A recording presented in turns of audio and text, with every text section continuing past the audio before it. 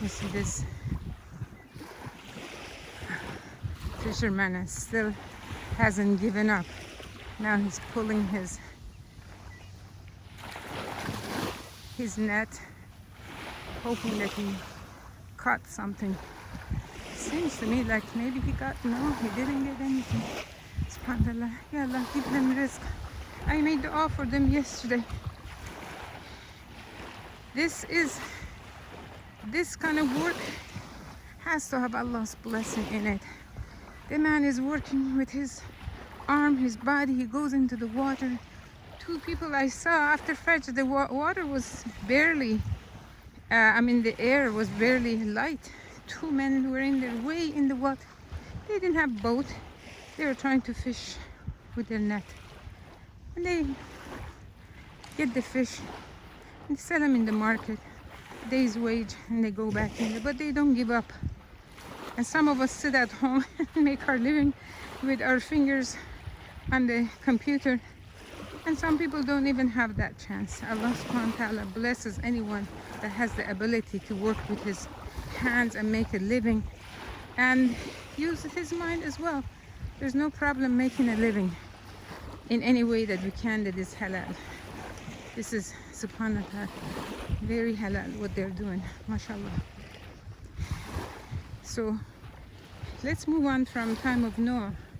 We know that Allah subhanahu wa ta'ala destroyed them, and Noah settled somewhere else. The Mount of Judy is where Allah tells us where the ship settled, and we don't know where that is. Some people say it's in Turkey. It doesn't really matter. What matters is Allah saved them. But Allah warned Noah that from his descendants they're going to be corrupt people, zalimin, unjust people from his descendants, and that's exactly what happened. From the biblical version, from Adam to Noah, there were 10 generations. But of course, those generations, remember, people lived 1,000 years, 900 years, 700 years, long time. And then 10 generations after Noah, again, this 10 generation that I am talking about is from the biblical version. And we do not have in Islam exactly the time difference between Noah and Abraham, but biblically it was 10 generations. By the time of Abraham, corruptions, people have spread around quite a bit, and people of Abraham, they were corrupt. They were worshiping idols. Abraham tried to dissuade them, talk with her father, and it didn't work. He was even thrown in the fire because he destroyed some of their idols. But Allah subhanahu wa ta'ala saved him from there. Then he migrates from, apparently it was Iraq area where he was from, but he went towards Palestine. That's where he wanted to live. Allah guided him there. And his nephew Lot also believed in him. He also migrated with him. Lot also, we understand, he was also a prophet of Allah subhanahu wa ta'ala. So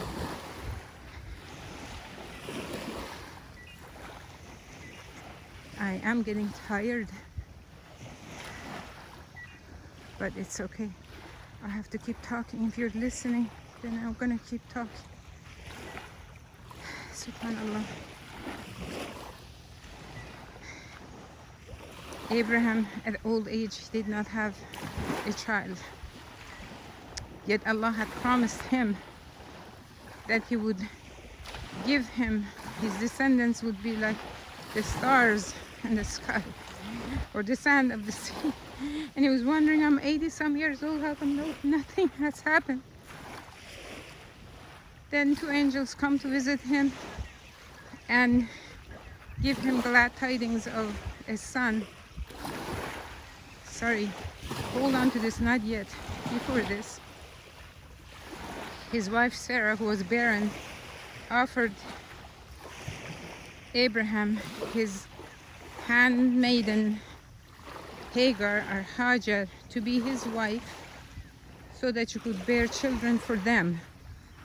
And I have a whole PowerPoint presentation I have made when I was in US to show that Hagar was actually Abraham's wife.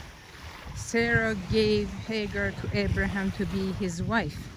I have pointed out, highlighted these biblical verses that Hagar was Abraham's wife. Why? I did that because she gives birth to Ishmail, and from the time Ishmail was born, animosity begins between the two wives, and this continues. And according to the Bible, Ishmael was 13 years old when Allah ordered Abraham to be circumcise himself and circumcise Ishmael, the first boy, to be circumcised, and then the rest of his tribe. That's when circumcision became a mandatory. And before this is when the angels came to him and gave him glad tidings of his son Isaac. And then Isaac was born, and later the animosity became strong between the wives, and Allah subhanahu wa ta'ala, Sarah asked Abraham to send away this woman and her child, and Allah promised Abraham that he's going to take care of the mother and the child. And that's when they settled in Mecca, and that's when Zamzam water gushed forth under the feet of Ishmael as the mother gave up hope, and Allah subhanahu wa ta'ala rescued them. And we've had this Zamzam water running for 4,000 years. These are miracles that people don't even think about, don't even notice. This is from Allah subhanahu wa ta'ala. Anyhow, there are a lot of details about this. I cannot go into all the details. All I can say is here, this is what happened to the prophets of Allah. And then Lut, we know what happened. The people, his people, men were lusting after men.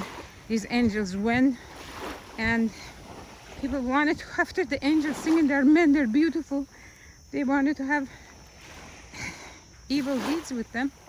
And Allah subhanahu wa ta'ala blinded them and sent Lut and his family away, and except his wife, who is one of the people that were actually aiding the evildoers with their evil work. That's why she was left behind, and Allah subhanahu wa ta'ala promised her and the wife of Noah, promised them hell. We don't know details about the wife of Noah. Apparently, as people mocked him, she must have also mocked him and did not believe in him. And she was saved in the ship. We don't know for how long and what happened, but Allah subhanahu wa ta'ala called these women that would go to hell. They were wives of prophets and righteous husbands, and they did not give up their evil deeds. Take a look and see how much of that is happening now. Wives that have righteous husbands, but they like to go after their own desires. Take off the hijab, hang on with the women, go, let's do this. You cannot tell me this, you cannot force me to do this. Wallahi, I have contact with so many situations like this, that the wife does not want to obey the husband, she wants him to obey her. Of course, the other way is also true, righteous wives and unrighteous husbands. But here we're talking about the two wives of two prophets of Allah. And on the other hand, Allah subhanahu wa ta'ala talks about Asia, the wife of Pharaoh, the biggest tyrant, disbeliever, she believed. She believed in Allah and asked Allah to save her. She was being tortured. She asked Allah to save me from the hands of these tyrants. Build me a house in Jannah with yourself, next to yourself, subhanAllah. And then Maryam, the mother of Jesus, how Allah subhanahu wa ta'ala guided her, blessed her, and she protected her chastity, and how Allah subhanahu wa ta'ala blessed her with the best, one of the best of mankind, Jesus alayhi salam. So this is become the time of Abraham, and then what happens next? Inshallah, I'll cover it next, inshallah.